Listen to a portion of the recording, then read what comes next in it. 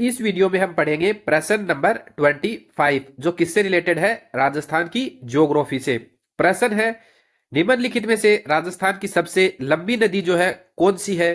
चंबल, लूणी, साबरमती, खारी। तो इसका सही जवाब हो जाएगा ऑप्शन ए, चंबल नदी जो है राजस्थान की सबसे लंबी नदी है। इसके बाद में देखते हैं इस प्रश्न से जुड़े हुए इंपॉर्टेंट फैक्ट और ये जो नदी दी गई है इनसे जुड़े हुए कुछ इंपॉर्टेंट फैक्ट। अगर आपसे ये पूछे कि पूर्णतः राजस्थान में बहने वाली सबसे लंबी नदी कौन सी है तो वो हो जाएगी बनास। कि सिर्फ राजस्थान में जो बहती है तो वो सबसे लंबी कौन सी नदी है जो सिर्फ राजस्थान में बहती है, तो वो हो जाएगी बनास। क्योंकि जो चंबल नदी है वो मध्य प्रदेश से निकलती है और फिर राजस्थान में आती है और फिर यूपी में जाके क्या हो जाता है, इसका यमुना में विलय हो जाता है। तो ये 3 स्टेट में बहती है और जो बनास नदी है ये सिर्फ राजस्थान में बहती है। अब देखते हैं चंबल नदी से इंपॉर्टेंट फैक्ट। चंबल नदी निकलती कहां से है? जानापाव की पहाड़ियां, मऊ, विंध्याचल, मध्य प्रदेश से। और इसका विलय कहां हो जाता है? यमुना नदी में होता है। और कहां होता है? मुरादगंज, इटावा, यूपी में।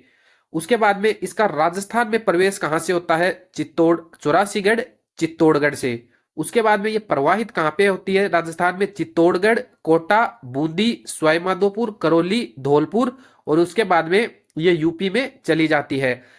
आपको ये भी जो है नाम याद रखने हैं कि जैसे चित्तौड़गढ़, कोटा, बूंदी, सवाईमाधोपुर, करौली, धौलपुर मैप में देखोगे तो आसानी से याद हो जाएंगे। और बिना मैप के याद करना चाहो तो आप ऐसे याद कर सकते हो। आप जो है बी, सी, डी, के और एस। बी से हो जाएगा बूंदी, सी से चित्तौड़गढ़, डी से धौलपुर, के से कोटा, के से करौली, एस से सवाईमाधोपुर। ये सीक्वेंस वाइज नहीं है। सीक्वेंस वाइज तो ऐसे होगा कि पहले चित्तौड़गढ़, फिर कोटा, फिर बूंदी और फिर सवाईमाधोपुर और फिर करौली और फिर धौलपुर। लेकिन अगर आप ये याद कर लोगे कि कहां कहां बहती है तो उसके बाद में सीक्वेंस वाइज जो है वो आसानी से आपको याद हो जाएंगे।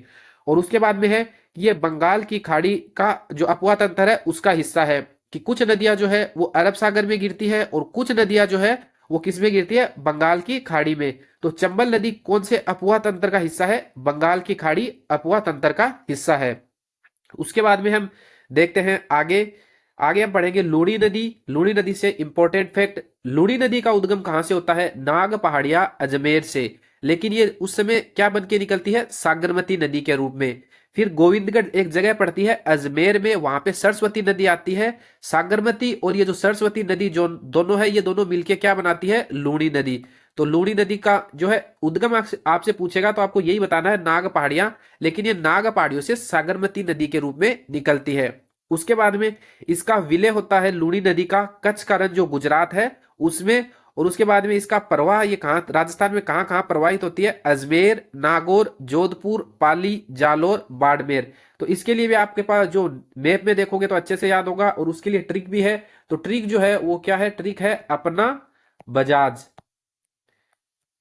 अपना बजाज। तो अपना बजाज में ये भी सीक्वेंस वाइज नहीं होगा। ऐसे अजमेर, पैसे पाली, ना से नागौर, वैसे बाड़मेर, जा से जालोर और जैसे जोधपुर। और सीक्वेंस वाइज अगर आप ये याद कर लोगे तो सीक्वेंस वाइज याद करना आपके लिए कोई इतना हार्ड काम नहीं होगा। और ये कौन से अपवा तंत्र की हिस्सा है? लूणी नदी। अरब सागर का जो अपवा तंत्र है उसका हिस्सा है लूणी नदी। अब देखते हैं अगली नदी। अगली नदी है साबरमती नदी। साबरमती जो नदी है वो कहां से निकलती है? फुलवारी की नाल अभ्यारण्य उदयपुर से निकलती है। और किस नाम से? वाक्कल नदी के रूप में निकलती है। कहां से निकलती है? फुलवारी की नाल अभ्यारण्य उदयपुर से और वाक्कल नदी के रूप में।